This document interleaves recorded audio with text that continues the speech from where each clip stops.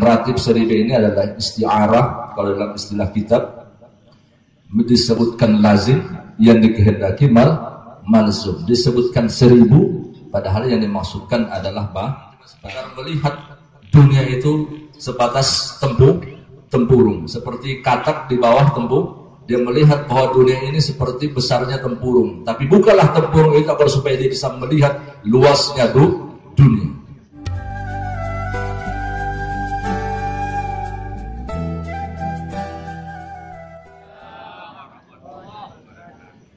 Ila hadratin Nabi Mustafa Rasulullah sallallahu alaihi wasallam wa alihi wa ashabihi wa abaihi wa ikhwanihi al-anbiya al-mursalin salawatullah alaihim wal awliya wa syuhada wa salihin bila murabina wa mursyidina Abu ya Syekh Haji Amran Wali Al-Khalidi wa usulih wa furu'ih sya'ilillahi lahum ولنا الفاتحة. أعوذ بالله من الشيطان الرجيم. بسم الله الرحمن الرحيم. الحمد لله رب العالمين الرحمن الرحيم مالك يوم الدين إياك نعبد وإياك نستعين اهدنا الصراط المستقيم صراط الذين أنعمت عليهم غير المغضوب عليهم ولا الضالين. الحمد لله الذي ملأ قلوب أوليائه بمحبته واختص أرواحهم بشهود جلاله وجماله حتى إذا رؤوا ذكر الله. فسبحان من لا يدل دليل سبحان من لا يدل دليله على أوليائه فليفرح من تلقاه لأن والله لا يفلح من أفلح إلا بصحبة من أفلح. الصلاة والسلام على رسول الله سيدنا محمد وعلى آله وصحبه أجمعين. أما بعد. Pertama-tama yang kami hormati Wali Nanggro, Majelis Pengkajian Tauhid Tasawuf Banda Aceh, Gubernur Majelis Pengkajian Tauhid Tasawuf Bapak Nasrul Adi, kemudian para abu-abu kita yang mulia Abu Haji Syukri dan Abu Haji Kamaruzzaman, serta tengku-tengku sekalian, hadirin yang dirahmati Allah, dan juga penghormatan kami kepada para pemerintah setempat, baik Kapolseknya dan Ramilnya, Pak Camat, serta Imum Cik, serta Kecik, dan seluruh hadirin yang dirahmati Allah. Pertama-tama saya ingin memperkenalkan diri dulu. Tadi telah disebutkan bahwa saya dari Manado. Manado itu, ibu-ibu tahu enggak Manado? Nah, Manado itu dekat jadi. Nah, dekat, kalau kita berjalan dari sini itu cuma 6 jam perjalanan. 6 jam perjalanan. Berarti kalau dari Muntasik ini berarti sampai ke Lokngan gitu. Perjalanan sampai ke atau sampai ke Aceh Barat. Jadi tidak jauh. Tapi kalau perjalanan dengan pesawat, jadi perjalanan dengan pesawat itu memakan waktu 6 jam hingga sampai ke tempat saya. Kenapa saya datang, dan sering sebenarnya ibu-ibu, bapak-bapak, saya sering, setahun itu 2 kali saya datang ke tempat ini, bertemu dengan murabi kita Abu ya Syekh Haji Amran Wali Al-Khalidi, karena kami merasa bahwa di Manado, ibu-ibu, bapak-bapak sekalian, itu dikenal dengan serambi Eropa. Kalau Aceh kan serambi Mekah, tapi kalau Manado itu serambi Eropa. Artinya pergaulan di sana itu sangat luar biasa. melebihi Eropa malah justru. Bebas sebebas-bebasnya, sehingga itulah berbagai macam hal-hal yang tidak kita inginkan muncul di sana. Narkobanya, perzinahan, perjudian, itu dilakukan dengan terang-terangan. Alhamdulillah, pada waktu yang lalu guru kita, murabi kita Abu Ya Syekh Haji Amran Wali datang beserta rombongan ke tempat kami, itu ke Manado. Jadi keberkahan dari Abu Ya kita serta mengadakan ratib seribe di sana, sehingga banyak yang tersadar, bahkan banyak yang masuk Islam. Jadi masuk Islamnya pertama karena dia melihat wajah Abu Ya. Artinya dia ceritakan langsung ke saya melihat wajah Abu Ya dan rasa tenang, rasa nyaman yang selama ini tidak pernah saya rasakan. Kemudian yang kedua membuat dia tertarik dengan Islam, dia katakan bernyanyi-nyanyi sambil menggelengkan kepala, itu yang membuat lebih saya senang, katanya. Dia kan tidak tahu bahwa itu adalah zikir. Dia katakan itu bernyanyi sambil menggoyangkan kepala. Ratib seribe ini dibilang bernyanyi sambil menggelengkan kepala, sehingga beberapa orang dan banyak sebenarnya, kalau bukan karena masih mengingat yang lain ya, dengan keluarga atau dengan yang lain, banyak sebenarnya yang masuk Islam. Dan bukan cuma orang biasa, pendeta-pendeta juga di sana itu banyak yang masuk Islam. Dulu mungkin pernah kita dengar Yahya Walau ini kan adalah seorang pendeta yang nomor 1 di Indonesia sebenarnya. Itu dari tempat saya, itu beliau masuk Islam. Inilah diantaranya keberkahan dan kegunaan daripada ratib seribe. Tadi telah dijelaskan ratib seribe ini adalah isti'arah. Kalau dalam istilah kitab disebutkan lazim yang dikehendaki malzum, disebutkan 1000 padahal yang dimaksudkan adalah banyak. Hal ini sesuai dengan firman Allah, ya ayyuhalladzina amanu udzukurullaha dzikran katsira. Wahai orang yang beriman, hendaklah kalian berzikir sebanyak-banyaknya. Oleh guru kita mengistilahkan zikir sebanyak-banyaknya itu dengan istilah ratib seribe. Dan ini ratib ini bukan cuma di sini. Ini sudah tersebar kemana-mana, sampai ke luar negeri. Ratib tersebut ini diamalkan oleh anggota-anggota tauhid tasawuf. Berarti Aceh ini sebenarnya terkenal dengan ratib seribe. Jadi Abu Ya Syekh Haji Amran Wali Al-Khalidi, beliau mengangkat Aceh ke seluruh dunia Islam. Tadi telah disampaikan bahwa insya Allah pada bulan Juli nanti kita akan mengadakan muzakarah internasional, muzakarah sufi, muzakarah tauhid tasawuf internasional yang akan diadakan pada bulan Juli, kurang lebih 1 bulan atau 2 bulan lagi. Ini di Banda Aceh, akan dihadiri oleh berbagai macam negara, dari berbagai negara Islam, bukan cuma Asia Tenggara, bahkan dunia telah menyatakan diri untuk hadir dengan para ulama-ulamanya. Begitu mereka rindu untuk bertemu dengan Abu Ya. Bahkan kalau umpamanya tadi saya dengar bahwa qari tadi ini dari Turki. Di Turki itu Presiden Erdogan.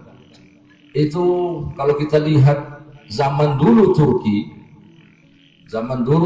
itu terkenal dengan Islam sekuler.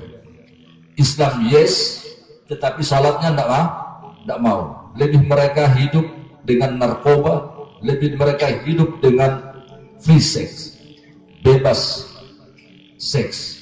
Tetapi dengan hadirnya Presiden Erdogan, maka terjadilah perubahan yang luar biasa di Turki. Bahkan negara yang tidak ada hutang sekarang ini negara yang tidak ada hutang, Turki itu. Ada apa ini? Karena di belakang presiden tersebut itu ada orang-orang sufi. Di antaranya adalah Syekh Muhammad Fadil Al-Jilani. seorang cucu daripada Syekh Abdul Qadir Jailani yang membangun Islamic Center di Turki khusus untuk masalah kesufian, ketasawufan dan kesufian. Beliau pernah datang ke Aceh bertemu dengan Abuya, dan betapa beliau terkejut dan menyanjung serta bersyukur bisa bertemu dengan Abuya. Artinya beliau merasa senang bahwa rupanya masih ada orang yang meskipun di Aceh dikatakan sesat, kata beliau. Karena sering kita dengar bahwa ajaran tauhid tasawuf yang dibawa oleh Abuya Syekh Haji Amran Wali adalah sesat. Kira-kira di sini ada enggak yang mengatakan demikian? Seorang sufi internasional, cucu daripada Syekh Abdul Qadir Jailani, mengakui yang demikian ini. Makanya sungguh disayangkan kalau ada ulama kita, ada ustadz-ustadz kita, ada abu-abu kita di tempat ini mengatakan sesat, ya kita tidak perlu benci. Kita ajak dia bawa ke Turki supaya dia tahu. Kita bawalah, kita ajak keluar. Jangan cuma sekedar di Aceh. Atau sudahlah, kita tidak perlu ajak keluar, ajak ke Jakarta, ajak ke Jawa. Berapa banyak orang ulama-ulama Jawa itu tertarik dengan apa yang dibawa oleh Abuya Syekh Haji Amran Wali. Tapi anehnya kita di sini kebanyakan ada yang ulamanya yang tidak mau menerima, bahkan menuduh ajaran ini adalah ajaran yang sesat. Na'udzubillah. Di tempat saya, ibu-ibu, bapak-bapak sekalian, ini perlu saya ceritakan sedikit agar supaya kita bisa terbuka, ya.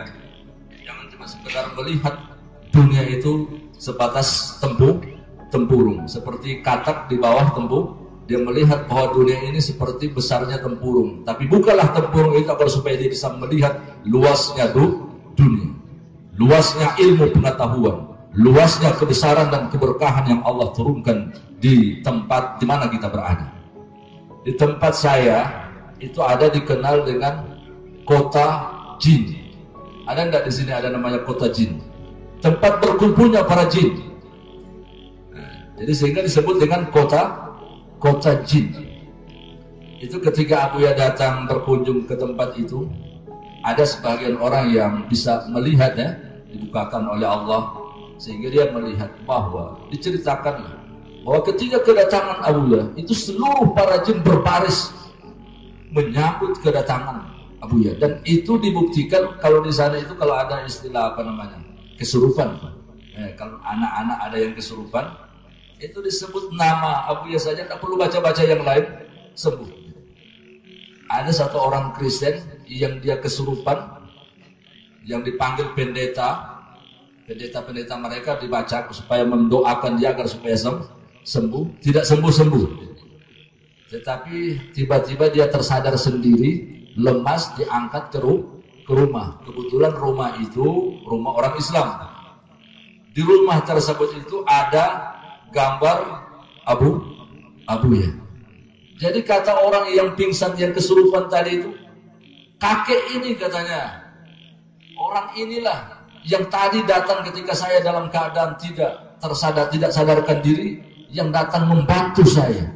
Ini orang Kristen, pengakuan orang Kristen, sehingga dia berterima kasih sangat luar biasa kepada foto Abuya, bukan Abuyanya. Pada foto Abuya dia berterima kasih. Terima kasih Tuan Guru telah membantu saya. Itulah diantaranya. Kalaulah ajaran kesufian ini, kalaulah ajaran yang dibawa oleh baginda oleh Abuya Syekh Haji Amran Wali Al-Khalidi ini adalah sesat, maka sungguh orang Kristen tidak akan masuk Islam. Bahkan justru orang Islam akan keluar dari Islam. Malah ini sebaliknya, orang di luar Islam tertarik mau masuk Islam. Kalaulah ini adalah ajaran yang sesat, itu tidak akan lama bertahan. Tapi kenyataannya kita bisa saksikan, semakin ditekan, semakin dikatakan sesat, semakin banyak para ulama, semakin banyak kelompok-kelompok Islam ingin bertanya, ingin bergabung dengan majelis pengkajian tauhid tasawuf.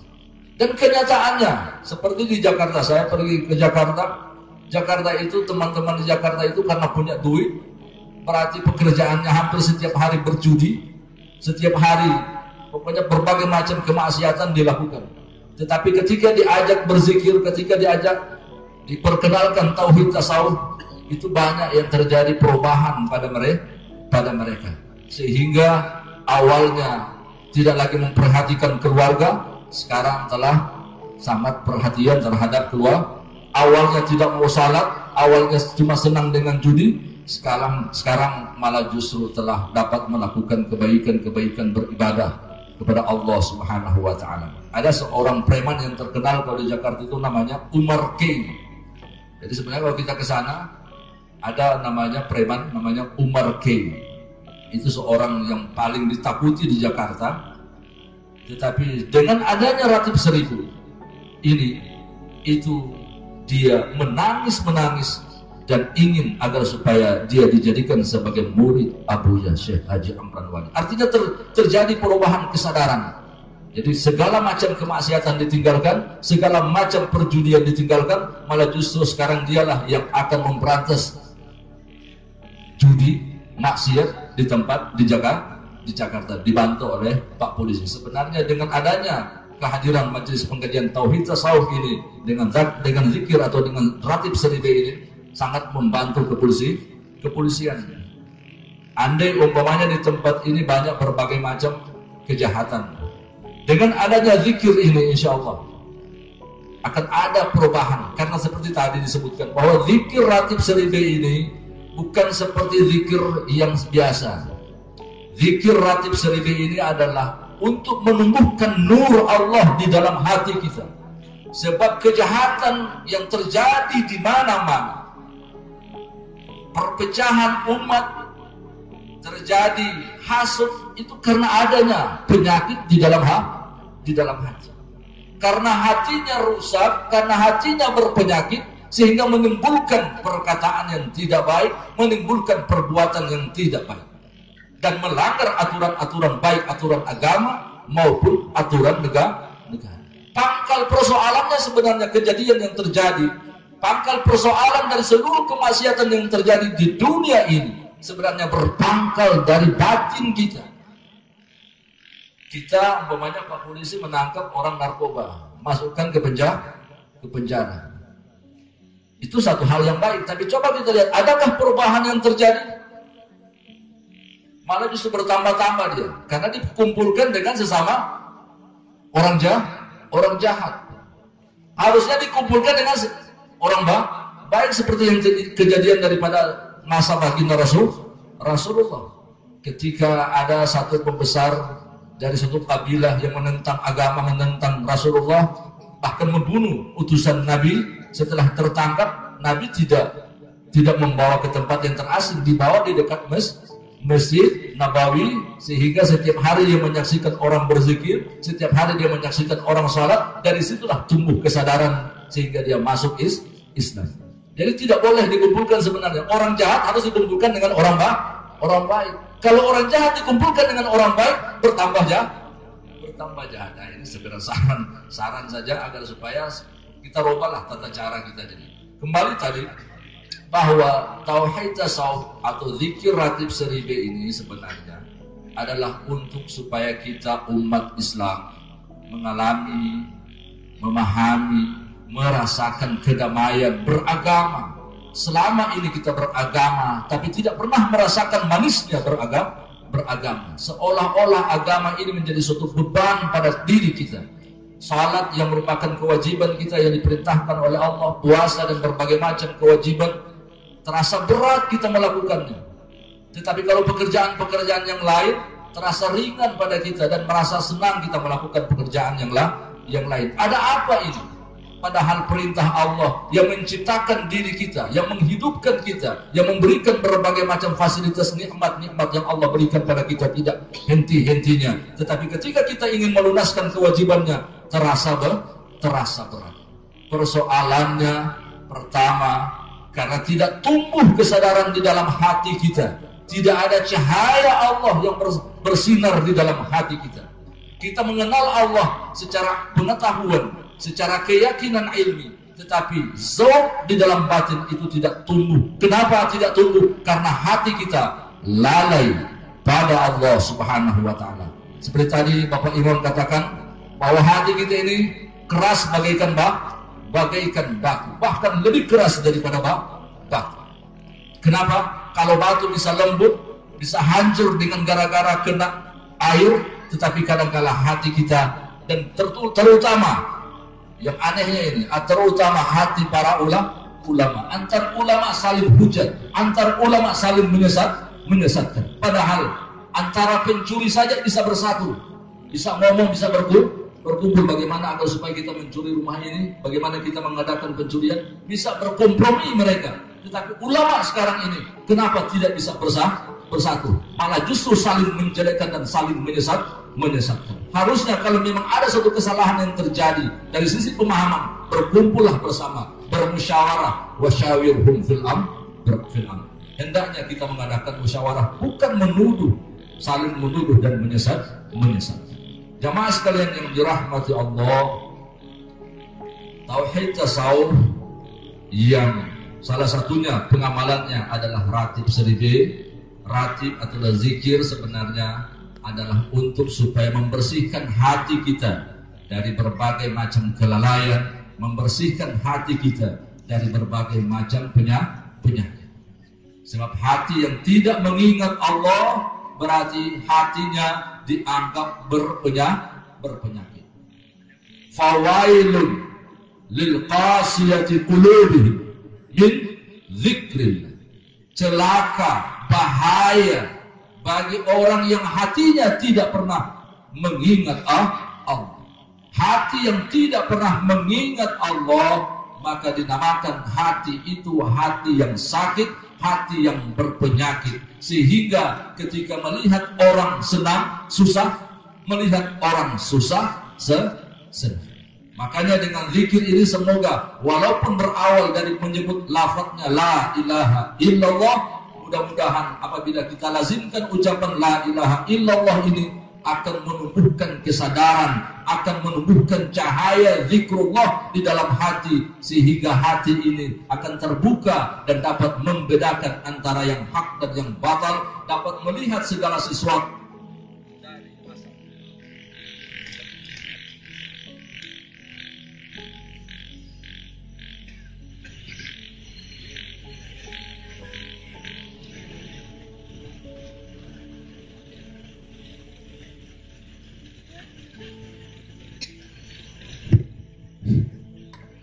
Tes. Nampaknya ini segera belum supaya ganti ya. Lanjut apa?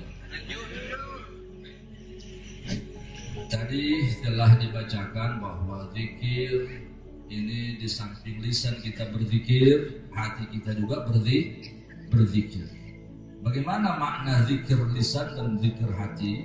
Kalau zikir lisan berarti menyebut kalimat la ilaha illallah. Zikir hati apakah menyebut di dalam hati kalimat itu atau bukan? Berbeda. Kalau pekerjaan hati berbeda dengan pekerjaan mulut. Kalau mulut mengucapkan lafaz-lafaz suara yang keluar la ilaha illallah, tapi hati menangkap rasa dari ucapan, merasakan. Jadi oleh karena itu zikir hati itu adalah zikir rasa, zikir zauk. Zikir zauk atau zikir rasa ini artinya dia menyadari, dia merasakan akan dirinya sebagai hamba yang hina, merasakan akan dirinya sebagai orang yang hina. Ini adalah sebahagian daripada makna dia merasakan bahwa apa yang dia temukan dalam hidup ini, termasuk dia bisa berzikir, itu tumbuh perasaan di dalam batinnya bahwa semua itu datang dari Allah. Bukan cuma sekedar dia tahu bahwa semua dari Allah, tapi dia dapat merasakan apa yang selama ini dia yakini. Merasakan akan keberadaan Allah, perbuatan Allah, sifat Allah, wujud Allah dengan bantuan Allah, dengan cahaya Allah yang melimpah ke dalam hati. Inilah yang dimaksudkan dengan zikir hati. Hati dapat menyaksikan, hati dapat merasakan akan kasih sayang Allah. Seperti contoh umpamanya ibu-ibu buat kopi atau buat makanan ke suami. Ketika bikin makanan, yang terlihat makanan, yang terlihat pemberian. Tetapi bagi orang yang menerima, bagi suami yang menerima makanan, itu dia dapat merasakan betapa sayang istrinya terhadap diri. Merasakan dari sebab dia melihat bagaimana perhatian, bagaimana ketika dia lapar, sudah sediakan makanan, pakaiannya dicuci. Itu perbuatan yang terlihat oleh suaminya. Tapi suaminya dapat merasakan betapa sayang istrinya ini sehingga dia tidak mau berpaling dari orang lain. Tapi kalau rasa ini tidak ada lagi di dalam rumah tangga, maka inilah akan menimbulkan persoalan yang lain. Begitu juga agama ini. Apabila agama ini hilang rasanya di dalam hati kita, ini berarti kita akan berpindah agama walaupun kita Islam. Berpindah agama ini artinya kita Islam, tetapi pegangan kita bukan pegangan orang Islam. Kita lebih mendewa-dewakan ajaran-ajaran orientalis. Kita lebih mendewa-dewakan ajaran barat dan berbagai macam ajaran-ajaran yang merusak justru akidah kita. Dengan zikir ini mudah-mudahan bisa tumbuh kesadaran di dalam hati kita, tumbuhnya kesadaran sehingga kita sadar bahwa diri kita ini adalah orang yang hina, kita ini banyak maksiat, banyak kesalahan, hina, tidak ada harga, kotor. Makna-makna ini apabila telah muncul di dalam hati, ini adalah bahagian daripada makna zikir di dalam hati. Dan ujungnya zikir tersebut itu membawa kita tidak lagi menyaksikan yang lain, yang ada hanya Allah. Seperti tadi, la maujuda illallah. Akan sampai pada suatu tingkat di mana dia tidak menyaksikan lagi selain Allah termasuk dirinya. Inilah yang dimaksudkan dengan pemahaman wahdatul wujud. Wajib bagi setiap umat Islam untuk memahami dan mengamalkan ajaran wahdatul wujud. Kalau tidak, berarti dia keluar dari rukun Islam, rukun iman. Dia berarti tidak percaya dari salah satu rukun percaya pada Allah, artinya berarti dia percaya bahwa yang wujud hak adalah Allah. Wujud selain hak berarti tidak ada. Di dalam pandangan batinnya, bukan cuma sekedar pengakuannya, inilah maknanya wahdatul wujud. Apa salahnya? Di mana sesatnya wahdatul wujud ini? Kecuali kalau kita mendapatkan bahwa diri saya menjadi Tuhan. Anak-anak pun tahu kalau ditanyakan Tuhan kamu enggak, pasti akan menjawab bahwa saya bukan Tuhan. Jadi wahdatul wujud artinya hilang yang lain dalam pandangannya, dalam perasaannya, dalam ingatannya. Yang ada hanya Allah. Orang yang demikian inilah, pemahaman yang demikian inilah yang dinamakan dengan wahdatul wujud. Dan inilah kekuatan Islam zaman dulu. Wahdatul wujud inilah kekuatan Islam zaman dulu. Bagaimana Aceh bisa berjaya, bagaimana negara-negara lain Nusantara bisa berjaya, karena adanya pemahaman dan orang yang membawa dan mengamalkan wahdatul wujud. Kita ini ditakuti oleh para ulama, jangan mengamalkan wahdatul wujud, itu sesat. Padahal justru kekuatan Islam, ruh Islam ada pada pemahaman dan pengamalan wahdatul wujud. Kalau tidak paham harusnya janganlah cepat menyalahkan orang lain, bertanyalah kepada ahlinya. Apalagi dia sebagai seorang ulama, masa seorang ulama pemahamannya dangkal, ya kan? Berarti bukan dinamakan ulama. Ulama itu harusnya hatinya lapang ketika dia mengalami permasalahan, ada perbedaan, cepat-cepat dia mencari tahu atau membaca di dalam kitab kita. Jangan cuma membaca satu kitab lantas menyalahkan orang lain. Menyalahkan orang lain. Na'udzubillah, tsumma na'udzubillah, karena inilah akan terjadinya perpecahan di Aceh ataupun di mana-mana dengan sebab gara-gara fitnah ulama. Fitnah ulama itu lebih kejam daripada fitnah orang biasa. Jadi kalau terjadinya fitnah dari orang biasa itu mudah diredam. Tapi kalau fitnah itu terjadi dari para ulama, tokoh-tokoh agama, maka ini akan kehancuran kita akan hadapi. Jadi harusnya yang ditangkap itu bukan pencuri biasa, yang ditangkap adalah tukang fitnah. Karena fitnah al-fitnah itu asyaddu minal qatl. Fitnah itu lebih kejam, lebih berbahaya daripada pembunuhan. Jadi orang-orang yang menyebarkan fitnah, sesat dan berbagai macam, ini harusnya mereka lah yang didahulukan kita tangkap. Tangkap ruhnya agar supaya dia tidak melakukan fitnah. Mudah-mudahan pertemuan kita pada kali ini akan mendapatkan redha Allah, keberkahan dari Allah Subhanahu wa taala. Dan sekali lagi saya memohon maaf atas segala kata-kata yang telah saya sampaikan tadi. Dan sekali lagi bahwa kita ini harusnya umat Islam ini menyadari bahwa kita memang banyak, tetapi kita terpuruk sebenarnya. Terpuruknya bukan dari sisi kuantitas, kualitas. Artinya rohani kita banyak telah rusak, pegangan kita bukan lagi pada Allah, sehingga dengan zikir ratib seridi ini mudah-mudahan bisa membangkitkan jiwa kita, membangkitkan kesadaran hati kita, sehingga senantiasa selalu terlihat di dalam batin kita kebesaran dan kasih sayang Allah Subhanahu wa ta'ala. Dan dengan demikian akan menimbulkan perbuatan tindakan-tindakan yang baik, akhlak yang baik muncul dari sebab dia selalu melihat kebesaran Allah di dalam hatinya, sehingga menimbulkan tindakan, perbuatan, perkataan yang baik. Dengan adanya ini, dengan adanya ratib serge yang senantiasa kita hidupkan selalu, mudah-mudahan Allah Subhanahu wa ta'ala melimpahkan hidayah, taufik pada kita semua. Amin amin ya rabbal alamin. Hadanallah wa iyyakum ajma'in. Assalamualaikum warahmatullahi wabarakatuh.